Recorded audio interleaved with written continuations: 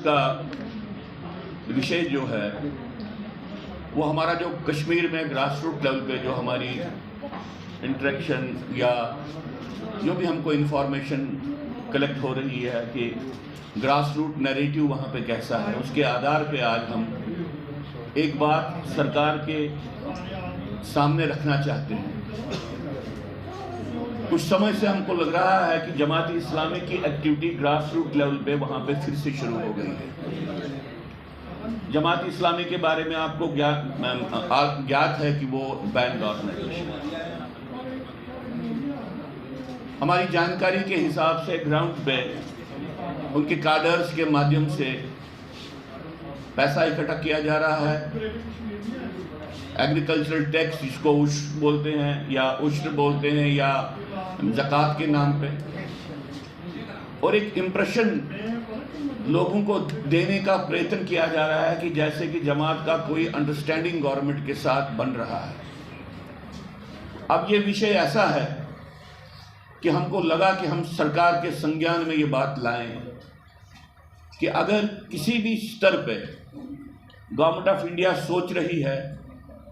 कि जमात इस्लामी को वैसे ही इन्वॉल्व किया जाए जैसे पिछली रिजीम्स ने उसको इन्वॉल्व किया, तो ये कश्मीर के हालात को पूर्ण रूप से बिगाड़ने की बात होगी। ये एक किस्म से जो कुछ भी थोड़ा बहुत अच्छा हो रहा है उसको ख़त्म करने की प्रक्रिया होगी। तो हम आपके माध्यम से सरकार को कहें कि भाई इस बात को लेके आप बिल्कुल क्लियर रहिए कि जमात के साथ अगर आप कोई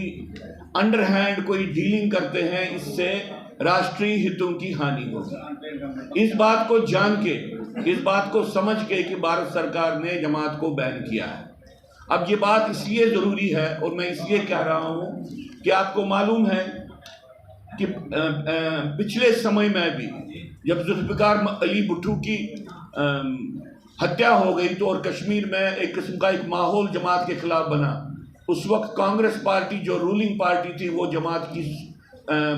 जिसको कहें कि एक किस्म से जमात को बचाने के लिए आगे आई, और वो रिलेशनशिप बाद में आधार बनी जमात और नेशनल कॉन्फ्रेंस की रिलेशनशिप के लिए। और जब ये रिलेशनशिप बनी तो कश्मीर का एक जो बृहद एक वाइडर सबवर्शन, इंटरनल सबवर्शन की प्रोसेस बनी। मैं तो ये भी कहता हूं कि 1990 में जब गवर्नर्स रूल चल रहा था उस वक्त भी भारत सरकार की सोच थी कि हम जमात इस्लामी के कुछ वर्गों को इस्तेमाल करके वहां पे कुछ अच्छा करें,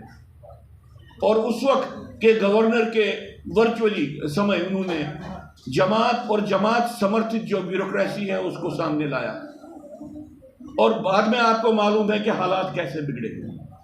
अब चूंकि भारत सरकार ने जमात इस्लामी पे बैन लगाई है,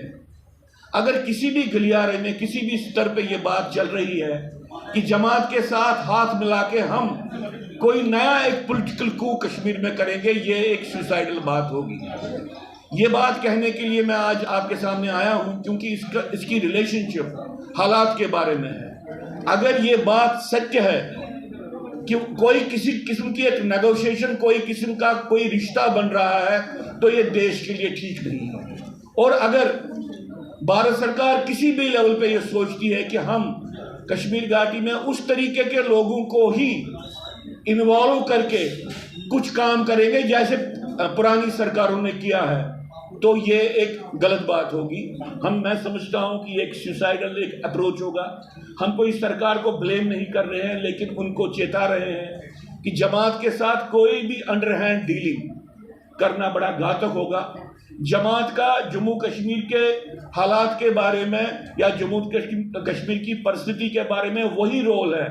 जो मुस्लिम ब्रदरहुड का इजिप्ट में है या पूरे मुस्लिम वर्ल्ड में है। इसलिए जमात आंतरिक विघटन की प्रक्रिया की एक प्राइम एजेंसी रही है, और पुरानी सरकारों ने बार बार कहा कि हजारों की संख्या में जमात समर्थित लोग सरकार में हैं, एडमिनिस्ट्रेशन में हैं। इसी के साथ हम ये कहना चाहते हैं कि भाई सरकार पूरे समाज को, पूरे जम्मू कश्मीर में जो लोगों को इस कॉन्फिडेंस में ले ले कि जमात का सबवर्सिव रोल, आंतरिक विघटन का रोल, इसकी हालत क्या है, कितने लोग इन्वॉल्व हैं। पुराने गवर्नर ने कहा कि सिर्फ सेक्रेटरीट में ही 25,000 के करीब लोग इन्वॉल्व हैं। तो हमको तो बोले हम सरकार जो कुछ एक्टिविटी कर रही है, जैसे हाल ही में कुछ एम्प्लॉयज़ को उन्होंने डिसमिस किया है आंतरिक जो एंटी नेशनल रोल प्ले करने के लिए, ये बात वेलकम वाली बात है। लेकिन हम सरकार से आग्रह करते हैं कि भाई जो टॉप मोस्ट लेवल पे इन्फिल्ट्रेशन रही है, जमात का इन्फ्लुएंस रहा है या अलगाववादी तत्वों का इन्फ्लुएंस रहा है ब्यूरोक्रेसी में, एकेडमिक्स में या किसी भी समाज के किसी भी स्तर पे, समाज वहाँ पे बिजनेस हाउसेज में, वहाँ की जो प्राइवेट एंटरप्रेन्योरशिप है, वहाँ पे